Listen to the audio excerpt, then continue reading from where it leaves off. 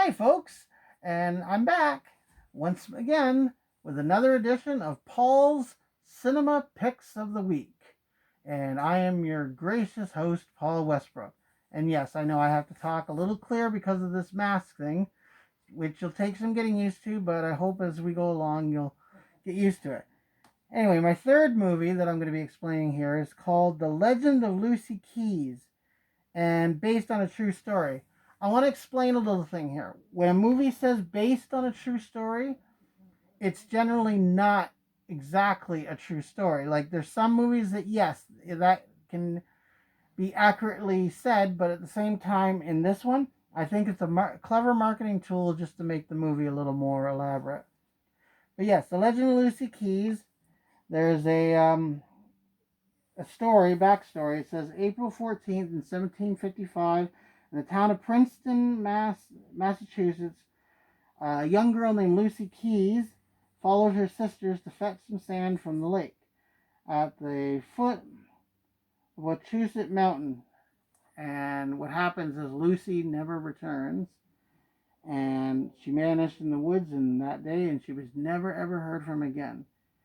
And the story picks up 250 years later when Jean and Guy Cooley, Julie Delpy, and Justin Theroux, who are the two actors that are playing the parts, moved to the country with their two daughters to seek a fresh start. But they soon learn that their town and home have a sordid history. Haunted by dreams and cries in the woods at night, Jean digs into the legend of Lucy Keys and ultimately unearths a horrible centuries old secret. So yeah, this plays out like your classic, typical ghost story. A little different than I Am a Ghost, as it's the ghost perspective, and then the Resurrection Mary, which is actually based on a true story. This one more or less is a clever story that they market as a true story, but it's not. And yeah, you got your ghost haunting the plantation or the home, and then you've got a murder case that's involved in here. And of course, Julie Delpy, who is a fine actress herself, she played in the Before Sunrise, Before Sunset, and Before Midnight series with Ethan Hawke, and she's quite an exceptional actress. But here she plays the young wife that actually has to try and resolve the mystery. And of course, you get people that don't believe you. That always irritates me in a story about ghosts. You get your people that are skeptic in there, and they're like, "Oh, this is not happening. It's just your imagination. It's all this stuff that's going on." And then she's trying to make people explain. Says, "Yeah, there actually is a ghost around this home that we have." And then by the end of the movie, of course, everybody will tend to believe her. But I don't want to really give that away because like I always said, I don't do spoilers online. So yeah, this is another independent film that I actually found at a Walmart in a $5 bin. Believe it or not, you get these for $5, and you get all your little special features like your behind the scenes, deleted scenes, and stuff.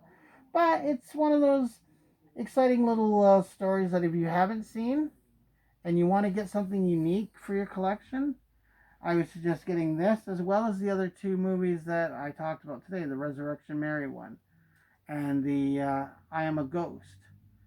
So you get those three, and I wanted to show you about the three independent films because I think independent film needs more of a break and more of an exposure. And I think that'd be great for most film goers or film fans or film buffs, as I've heard somebody actually say once that they were a film buff. So, yeah, film buffs should actually look into getting independent film, and I think it needs to be out there more in the mainstream so that people can really get more out of it.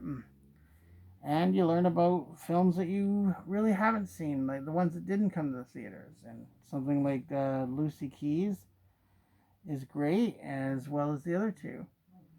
So for now, I thank you very much again, and I hope you like and subscribe to our channel.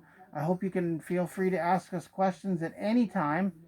Any questions, as long as they're not too silly. I don't want to get any silly questions and stuff. Or unless you feel like it. But and also like to hear input. I always have to hear the input about the show. So I thank you, and I thank you again for understanding about my my mask. I hope it's coming off clearly on camera. And for now, this is Paul Westbrook reminding you to have a happy and safe Thanksgiving, and I'll be seeing you at the movies.